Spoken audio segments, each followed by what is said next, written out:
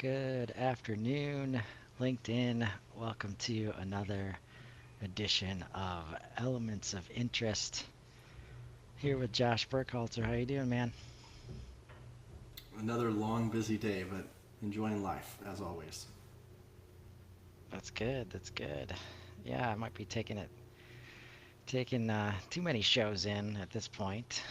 Feeling it, but it's irresistible, man. Sharing knowledge is just so much fun. Having these deep conversations, and even as you and I were preparing for this one, we found our way to a pretty important conversation, I think, and that's trust. Trust in the system of data quality, and last week we talked about um, ASTM's role and these organizations' role in creating these kind of standardized way of doing things. I think the week before that was the importance of doing the testing that creates the data to confirm, uh, the fuel quality and material quality, the things around us aren't going to fall apart. Um, but in between all there, we have data transferring hands, we have material transferring hands, we have all these quality management systems. How do we build trust with each other uh, in a way that says, hey, I'm gonna give you money to do this test for me, and I'm gonna accept the results, whatever comes back, to know whether I'm on spec or not. Just one of the many use cases that we run into, and I think again, as you were bringing it up, I remember these questionnaires that we'd get, um, because as a small company, we were generally the one, like, we weren't right on at the tip of the spear when it came to going to pay money for accreditations and doing all the work. Uh, but when we had to, we built the quality management system. Um, 9001 and then 17034 came along, and we'd get these questionnaires that says, hey, either show us your quality manual or answer all these questions, and maybe we can do business together. Um, Interesting infrastructure, uh, needed in some regard, I think. But you know, how do we how do we actually turn it into trusted relationships? What's your experience there? It's a big question. So, so early on in my lab career, this was there was ISO 9001 at the time. There may have even been for laboratory 17025, although I wasn't familiar with it. But we were neither. We were accredited to neither. Despite that, right, and despite the fact that we didn't necessarily use a lot of the tools that are available to laboratories now, like SQC, we were still considered among our peer of third-party testing labs. We were considered to be the most trustworthy in the fuel space that we operated. So we worked with customers that yeah, refinings and chemical plants, right? But our bread and butter was gasoline blending and fuel oil blending. And and for those that don't know, right, what that really is people are buying components on the market and preparing a recipe, a blend recipe of what they believe those components put together in a certain way would yield gasoline that met specification and could be sold. And so those organizations would, like all organizations, want to maximize profit, which in a blending and meeting specification standpoint, if we can read between the lines, they want to push it as close as they can without going over it.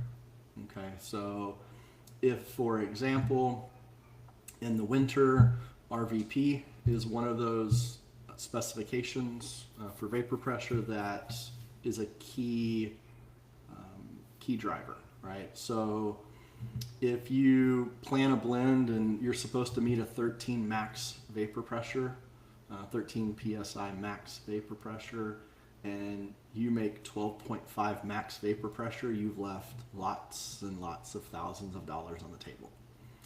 Nobody wants that. And now, none of these customers wanted to make 13.1 psi gasoline and be off spec either, because there's a cost to that. And so they needed a laboratory that could test each of the components over a course of several days. And then they could formulate an expected blend value based on historical results in that range with these components. And they, plugged it in the AI wizard way before AIs these days. And then predict something like a 12.96. And they needed to trust that a 12.96 when it came in the lab wasn't going to end up at 13.1, right? Even though method reproducibility, laboratories will often say, well, 1 out of 20 times it's going to be outside this range, yada, yada, yada. We weren't allowed to play, or hide behind method precision, right? You tested all of these barrels.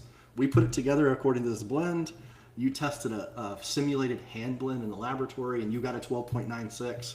We calculated it to 12.96, and then when you tested it, it better be a 12.96 or 97 or 98 or 99, but never a 13.01. And we were able to do that, right? We had a really large market share because of the consistency. And so how did we do that, right? So again, we didn't have necessarily the ISO 9001 framework that we followed.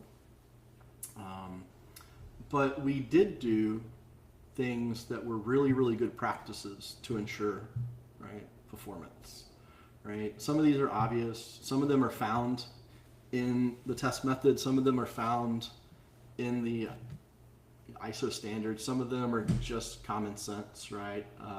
These include things like, frequent verification, and not just verification with what often ends up being fairly wide ranges of tolerances, right? It was verification, like if the method allows a 0.3 psi tolerance, our tolerance might have been 0.08, all right? Or so we were always our tolerances that we set for ourselves were much more narrow.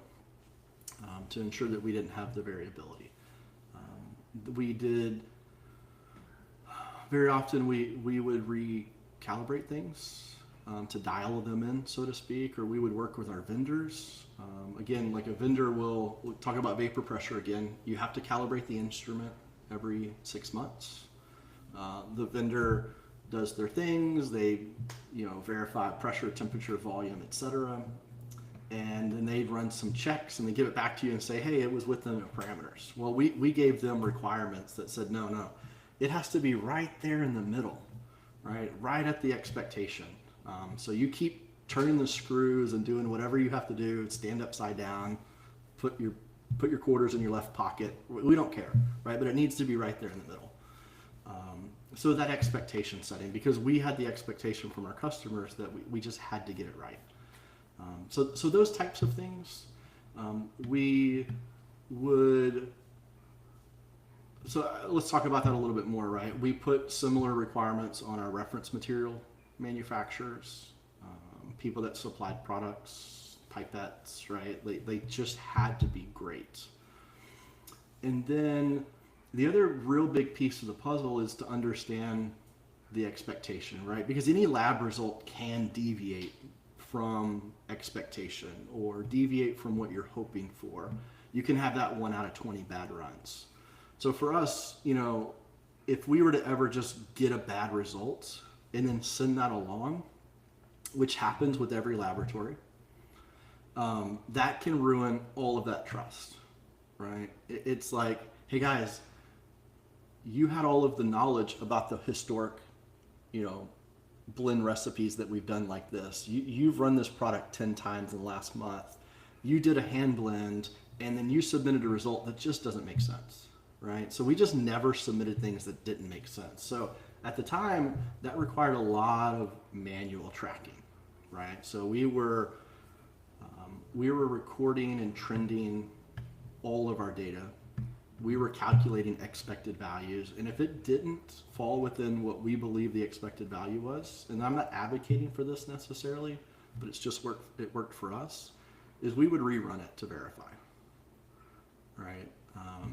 And then if they were the same verification, right? We average the results, we submit the result. If it was different, then we had a process that we followed to do further verification.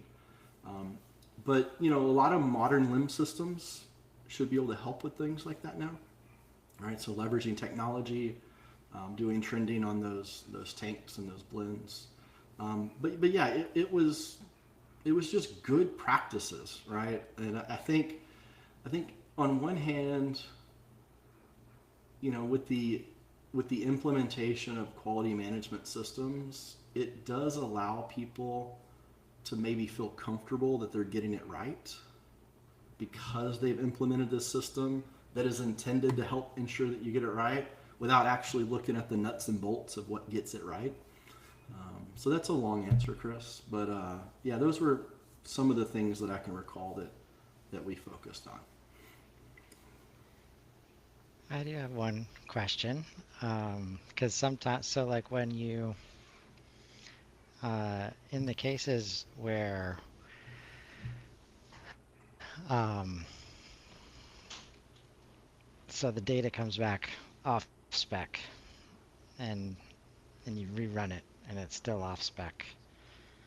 Uh, how were you, like, even if it, I guess the difference between it doesn't make sense and it's actually off spec and we need to tell the customer, like, was there a clear line there? Can you clarify a bit more? Like, so we know that sending a bad piece of data, bad being relative in this terms of if it's caused because of some, uh, the process wasn't followed generally, or there was a spike in Okay. the electricity during the measurement, or all these other things, right? And if we send that without rerunning it, that is the kind of thing that can erode trust because um, if the rest of the data set is good and you can't at least explain what happened during that anomaly, um, you've got some explaining to do, and you only get so many chances, if any, to do Mhm. that explaining. When it actually shows that the material is off spec, um, is that like a report that's also being like given to kind of, this is the work that we did, we double, triple checked, like, how are you helping people understand, Okay. Okay. Yeah. when it's off Thanks for spec? clarifying. Yeah. So yeah, kind of two different scenarios, right? Just to recap, you know, when there is a result value that is an anomaly, right? It's so far away from what it really should have been. Um, those those get reported by the average laboratory periodically because, right, they just don't know what to expect, right? And when something is outside of what it is expected, but you don't know the expectation, well, everything's fine. You just report the result, and then someone comes along and say, "How in the heck did you get this result?" And then you recheck it, and you're like, "Well, I don't know what happened. Pressure, temperature, volume. I don't know. So having that understanding of the range of results that would be reasonable requires a lot of knowledge about what you're doing, and you're not always able to have that. Okay, you should be able to have a blind sample and still get the right results within a reasonable range. The statistics say at least 95% of the time. Okay, so that was that scenario we talked about previously. When those situations occur, right, retest, verify, and then there's a conversation, right? So we would usually, our process, right, because we were real close to our customers, we had really tight knit, open communication. That was often a phone call.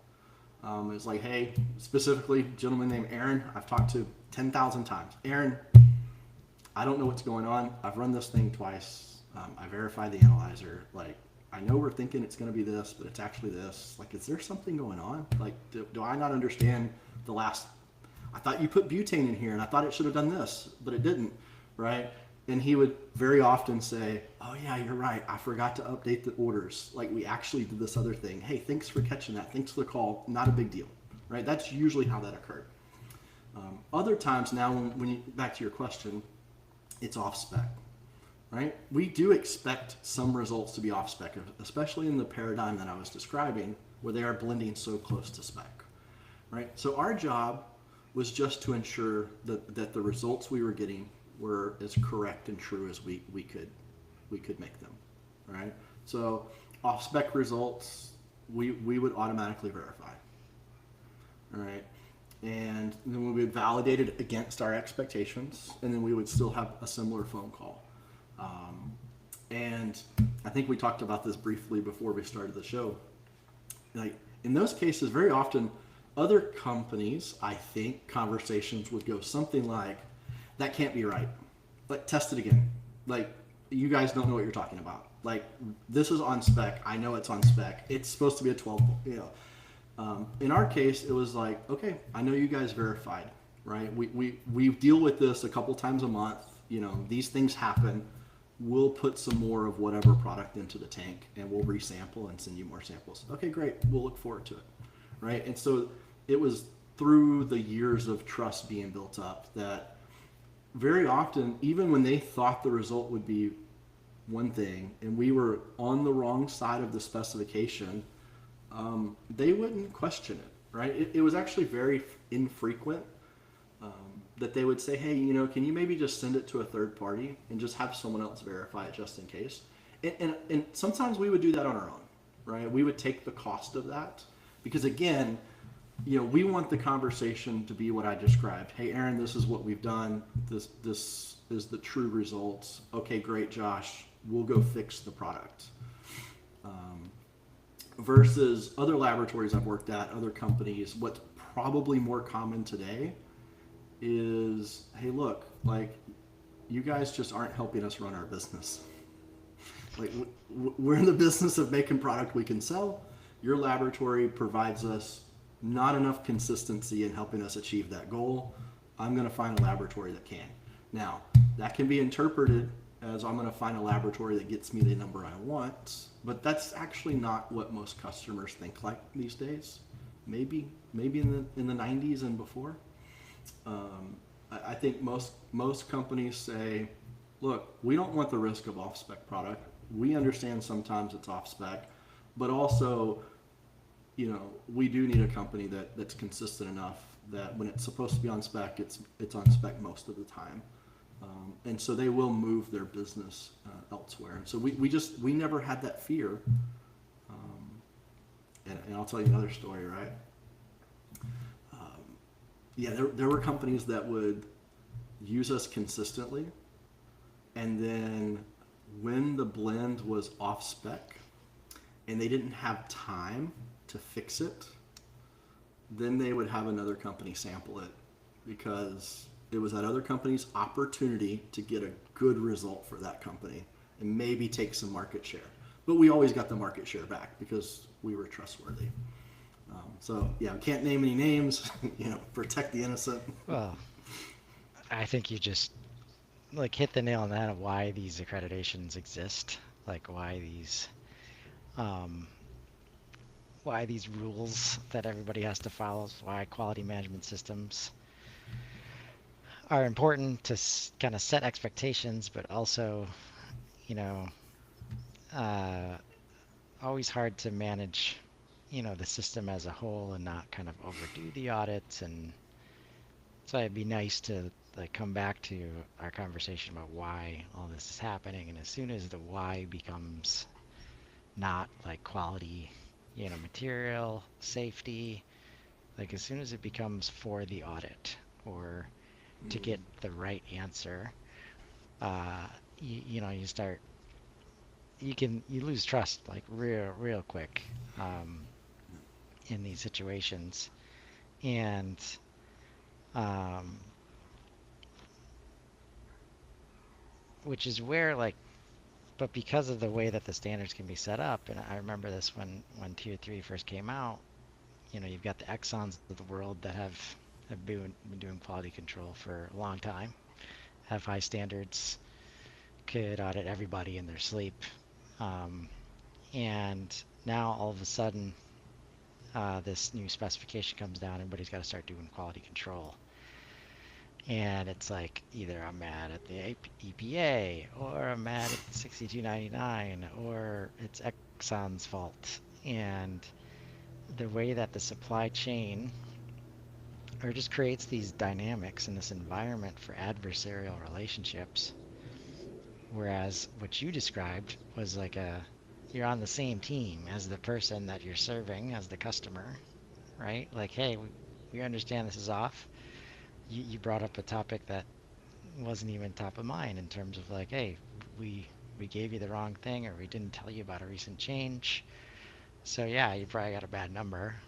Um, it can be so easy to just say, oh, that's bad, like it's off spec, like instead of starting to ask questions. And um, have you seen? It sounds like you might have you've seen the industry as a whole like move forward towards like everybody, being on the same team and maybe asking questions first, when they see is that you think that's like um, uh,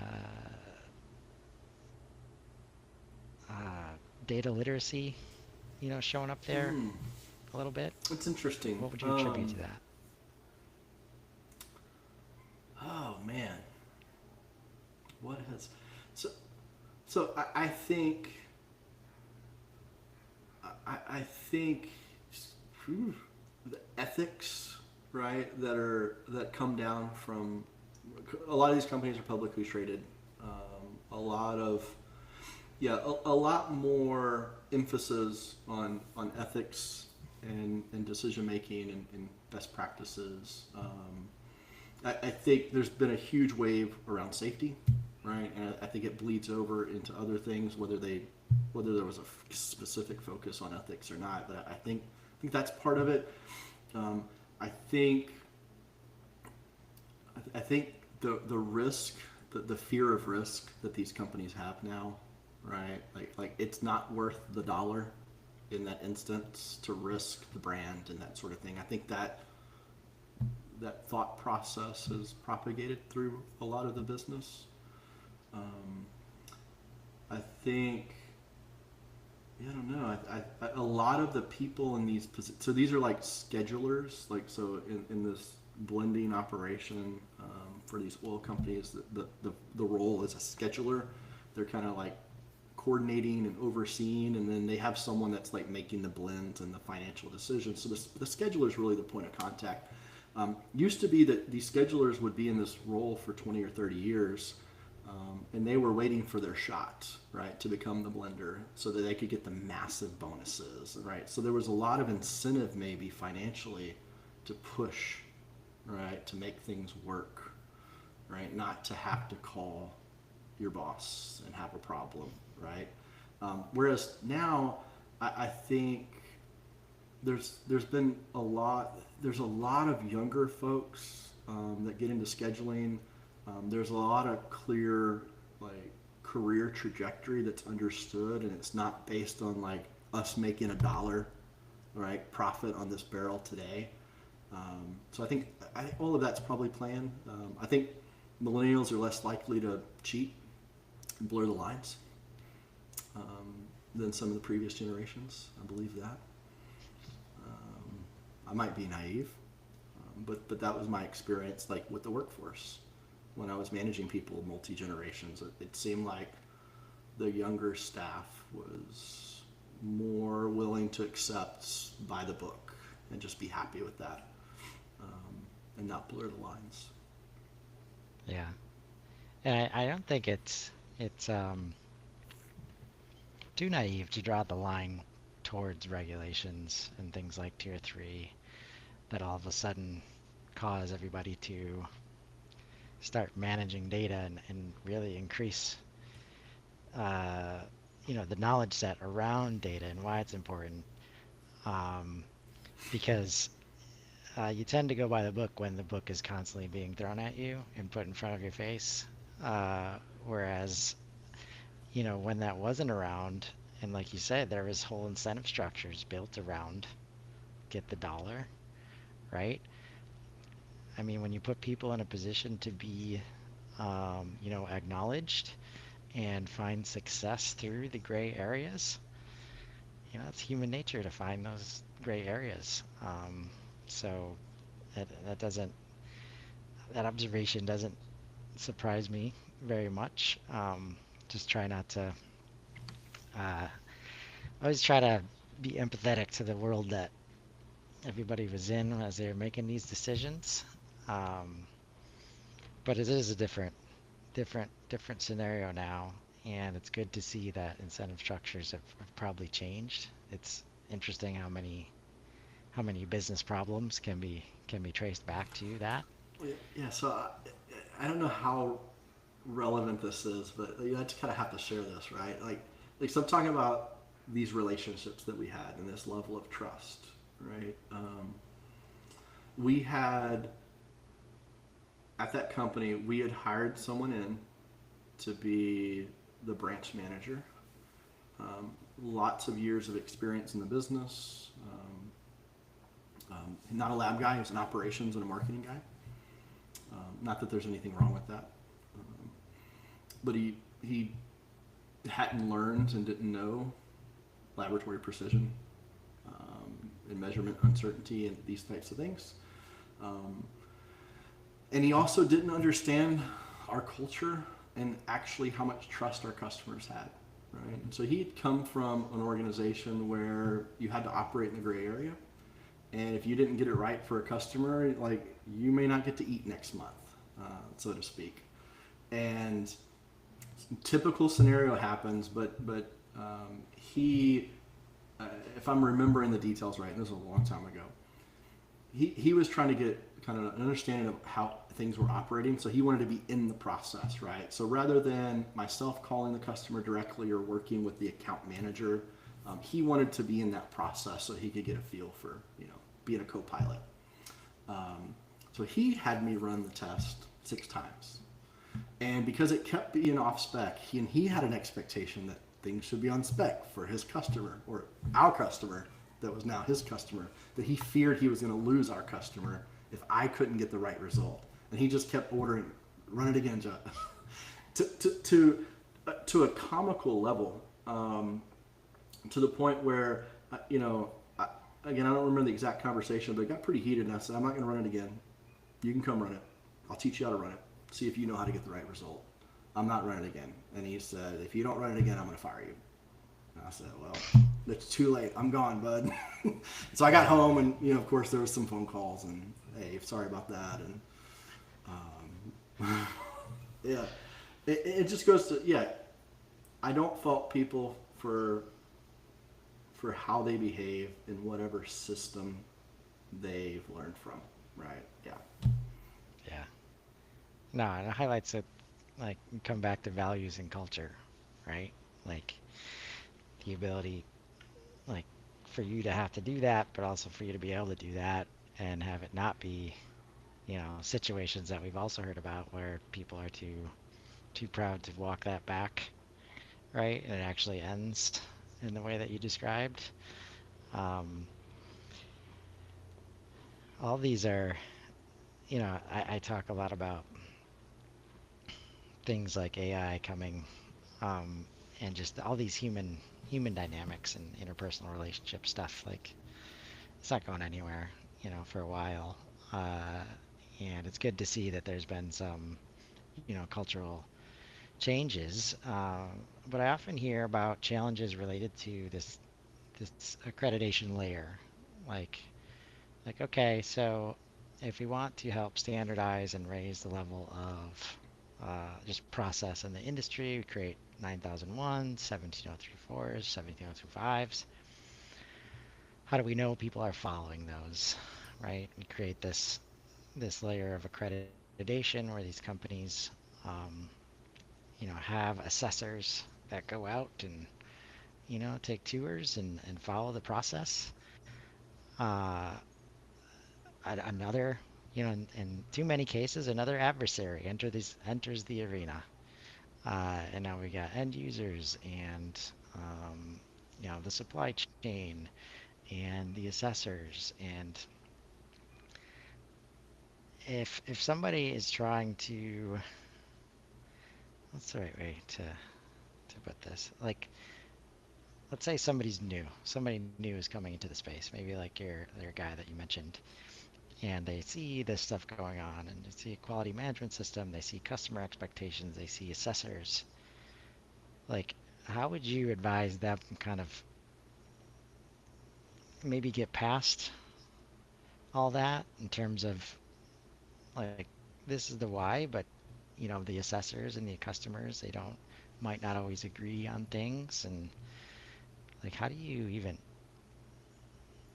it's hard for me to even think about, like, if I were new coming into all that restriction, all that, not restrictions, but all that overlap, and sometimes competing guidance, right? Hmm.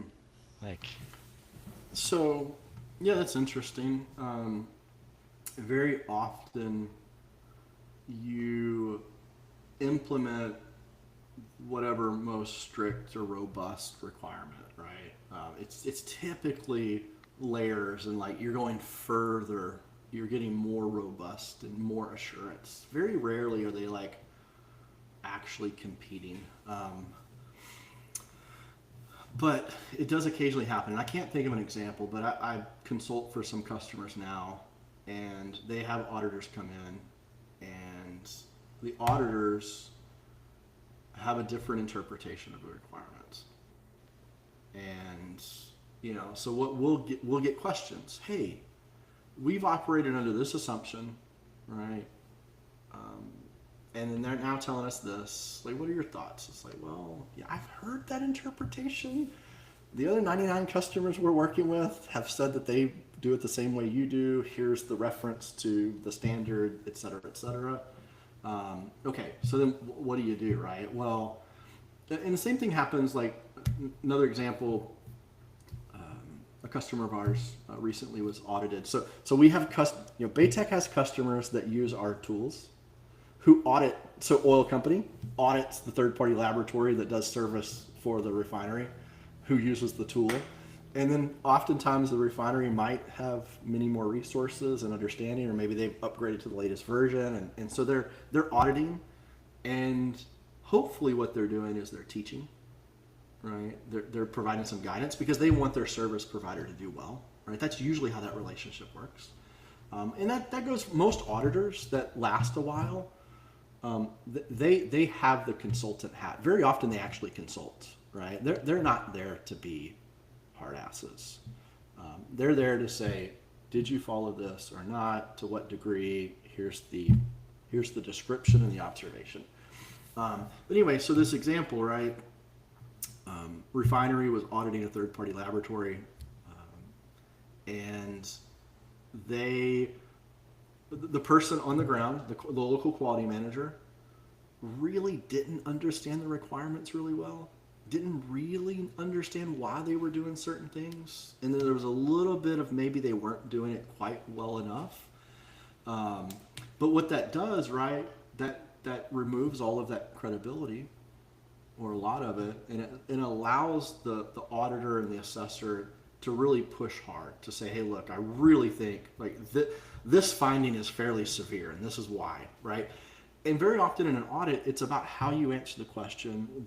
It's about the understanding. If you think about a movie that you watch, you're on the witness stand, and the lawyer's badgering you. Well, sometimes it's about how you understand the question and answer. But if you're deer in the headlights and you just don't know, right? Those are tricky situations. And so, yeah, an auditor can run you over, so to speak, and can push their requirements. And then all of a sudden, because you couldn't have the conversation or defend the action or to suss out the real situation, you end up with a finding, right? And that may or may not be all that harmful, right? But just for folks to know, maybe a teaser for a future episode. A finding is not necessarily a bad thing, right? Right. You typically have an opportunity, unless there's just an overwhelming amount where it's like clearly this lab is not following a quality management system. Typically, there's different rankings, and even some of the more severe ones, you have an opportunity to rectify that, right? Yeah. Now, And that's like the whole system, right? Continuous improvement. They call it a finding because we found it, right? yeah, Like, it's just an all right, we observable should be event. happy. We should be happy that we found it Yeah, and now we can fix it versus not finding it and then bad problems happen, right? I think I mean, these labels that we use, like for varying levels and non-conformances and like none of it's inherently like good or bad. Uh, and I think that's the challenge when you start seeing it in that light. You start to be a little less transparent. You have trouble answering the questions. And I always think I learned from Jim Eyston, who was our consultant for 9001 for many years, and just the way he could understand all the audiences involved and say like, hey, this person's going to come in. This is what we think they'll ask. If you make it easy for them to see what's going on and answer their questions, um, it's going to be like you're going to have an okay time. yeah, It doesn't mean our system's perfect, but it also means like you're not going to be belaboring any issues because you've got a whole mess over here on the counter. And when you yeah. put that in front of them, they can't help but ask more questions sometimes. Yeah, I mean, I think about this a lot like I think about going to the dentist, right? I understand that despite not having any oral health issues, there are some people that are just deathly afraid of the dentist. Like their level of tolerance is so low. Okay, we get it, right? And perhaps those folks, they may or may not be well suited to be in a quality management lead role, having to defend the laboratory, okay? But that's a whole different thing, right? But yeah, if we've brushed our teeth twice a day and flossed and done all the right things, audits are a formality. Going to the dentist is a formality, right? It's just something that you do, right? It's checking the box. It's an opportunity to feel more comfortable that you don't have gum disease and your breath smells good and you move on with life. It's not an event. Or the dentist say, hey, Right. we're gonna put a watch on this tooth. Let's look at it in a year. Okay, cool. Right? That's it. Like that's all it is. Or you've got a cavity, Yeah. you fix the cavity, you move on, and again, it costs you a little bit of time and energy, and frustration, but you move on. And that's how I look at these things. Right. No, it's a non-event until it needs to be an event. When you handle it like that, and when it's there to kind of highlight, like we said, it's playing its role. Um, and that's the difference between building your quality management system to pass an audit versus building it because you actually want to uh, have quality standards for your organization and get better and actually have continuous improvement and comply with what your customers want and satisfy them, which is it's interesting when you read like the main emphasis of 9001 all about complying with customer like expectations. Like you never hear about, at least I've never heard people talk about 9001 in that way. It's all about our processes and our internal and handling these things. But at the end of the day, it's about doing that so you can easily comply with customer expectations because they're the ones that need to make sure that when they require services of you and they pay you to do it, that there is a 99.9% chance that you're going to satisfy those expectations. It's going to be money well spent and you actually build the trusted relationship versus when we don't have these measurement sticks in this case, because I can tell you, it hit me the hardest in terms of like understanding why these things are important as soon as we went more international, right? And that was always the first question we got, like, are you accredited, right? Mhm. Because for them, there's literally no other way for them to know like the quality of our work if they've never done business with us before. Um, and that's where like, yeah, do it to take care of your customers, right? Like that's the whole reason for this in the first place. And as soon as we look at it for different reasons, we start to, you know, create those gray areas of our own accord, Yeah, right? yeah. So let me like maybe go through a mental checklist. So if I were someone who was hiring a laboratory to do work for me, what are the quick and easy assessment things I would do? Right, I can't audit them. I don't have time. I'm across the world. It's not important enough or whatever. Um, I would ask them for the list of the last 2 years worth of their nonconformances, right, and their responses. I just give me a summary, right? I would also want to look at a summary of their management of change, and I would ask them the question: do you do test method witnessing and test method assessment for each of your test methods, and at which frequency, and at what, and how do you decide the frequency, right? And then I would ask for a handful of control charts, and that would take 45 minutes to review, and you could really tell the difference between people that get it and people that don't. So what kind of things are you seeing to see that difference? Yeah, so when we think about management of change, are they doing it at all? If they are doing it, is it just a rubber stamp formality? Oh, we're just proving that we communicated, or does it seem like a process that's actually helping the everyday person manage and become to change their process in an effective way? And is there any kind of verification or accountability for that? And then test method witnessing is you going through the method with a fine tooth comb to ensure that your laboratory can actually run it. Like, do you actually have the right reagent? Is it ACS grade or is it something else? Like, and these things aren't easy, right? And then are you ensuring that each person is capable of running the test method? What's your process for that like? And then for control charts, they're either way too ugly or they're way too pretty, right? And that's a very quick qualitative check.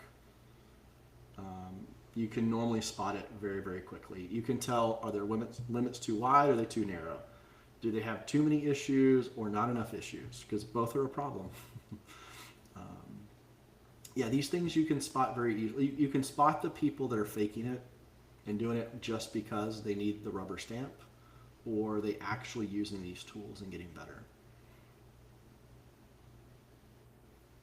Yeah, I think that's helpful advice for sure. Um,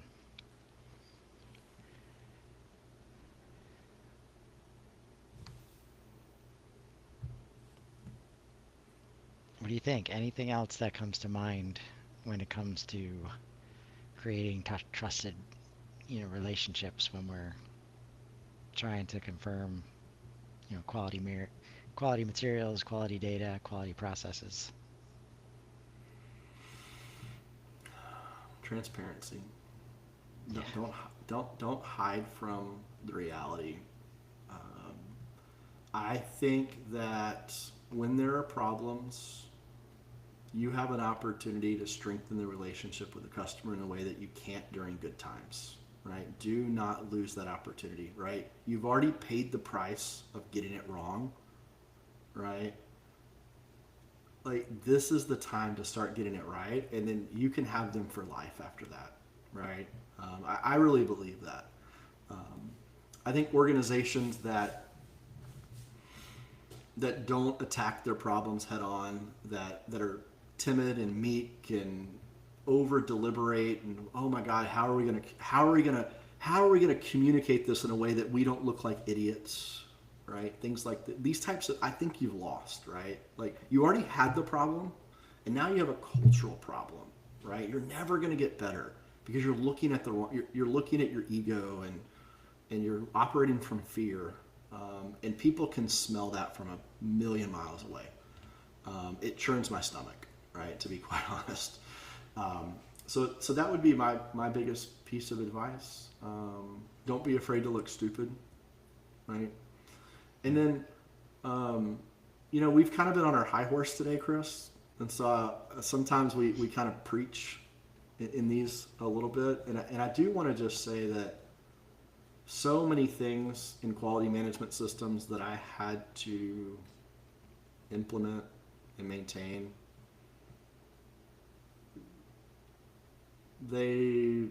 it's questionable what their value is relative to the effort.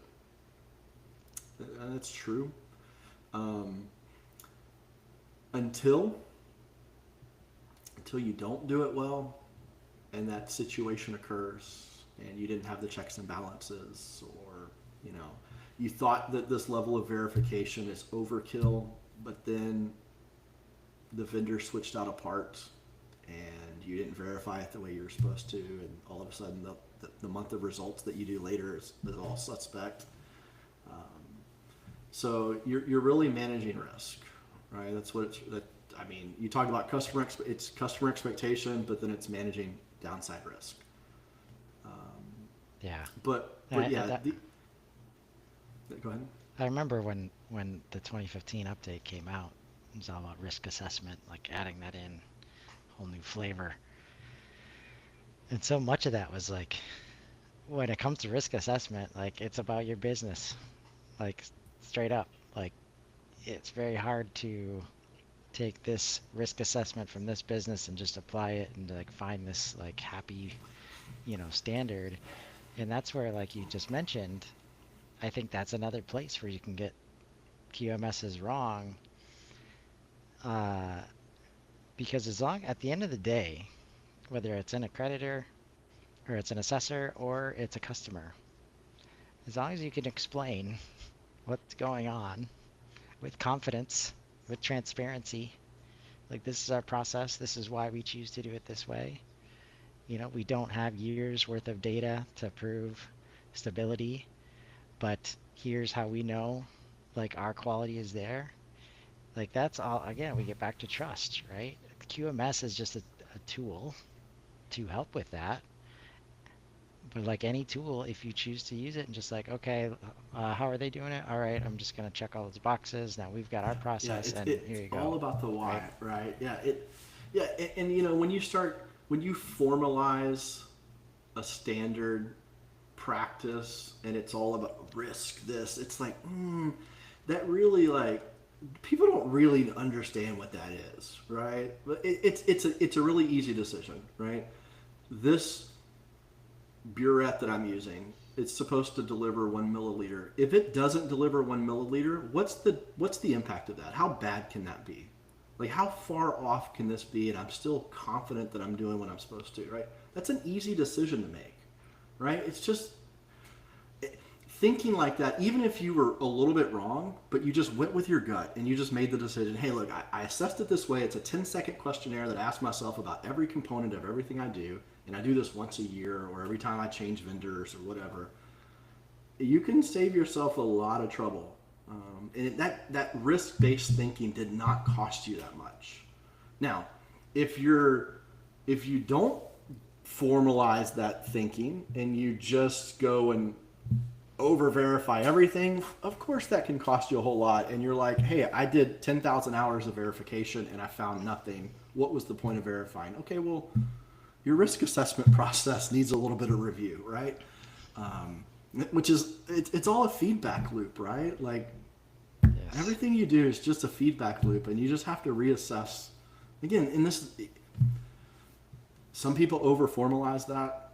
Some people just do it intuitively, right? It all gets Just, easier. just put your thinking hat on, but then don't overthink. Like, just think a little bit, Yeah. make your best Well, I think decision, and that's then go where, with it. like, the thing that comes with transparency and honesty is just like when things do, you know, go sideways, or bad data happens, or there's a nonconformance. Obviously, not to the level of like plant explosions and major accidents. Usually, that's where, if everybody's following a transparent process all the way through, you will catch stuff every single time before it gets to the bad stuff when there is transparency, throughout the system. So, like, give yourself some grace in terms of not overthinking it, understanding the why behind a lot of this stuff, but then being honest, like, hey, I might have been doing this for 180 days and I couldn't find a reason why this applied to us. So we weren't, following this part, or we didn't build this part in yet. Uh, and now, something new has shown up and we're working to remedy the process. We're working to build that into our process. Like, so much of, and that's where, like, obviously as a small team back then, like, it's it's it's easier to let yourself do that because you kind of like, you have no other choice, because you don't have the resources to put 10,000 hours in and stuff like that. But people will understand, right? You just say like, I'm working towards this accreditation or this standard or whatever, and when you have a trusted relationship, they're like, okay, yeah, I understand. And sometimes they'll help you. Like, hey, do you need material to help you get those tests done to start to follow those standards? Um, and that doesn't come like if there's any lack of transparency. So I think that's the right one to highlight. I'm pretty Yeah. sure. So Yeah, and always like to at least sprinkle in, where people, when we have these discussions, where people can get resources from, right? So it's not within our normal service offering, right? But if someone wants to reach out and just have us do like a smell test, right, or validate some thoughts that you're having, like we're happy to have those types of conversations. And if it gets to the point where it's a large undertaking to help implement a system, we can help folks find resources for that. yeah, well said. Well, this was another fun one. I hope you guys found some value. I hope it's in everybody's, on everybody's goal, either documented or not, to build trusted relationships, throughout the supply chain and, materials ecosystem. Um, we'll be back next week. I think we're going to be back on Friday, day after Thanksgiving. Um, like I said, we can't get enough of this. So if there's anything you guys want us to hit on, or something you want to maybe join us to have a conversation about, please don't hesitate to reach out. And until next time, everybody have a great weekend. Thanks, Josh. All right, thank you, Chris.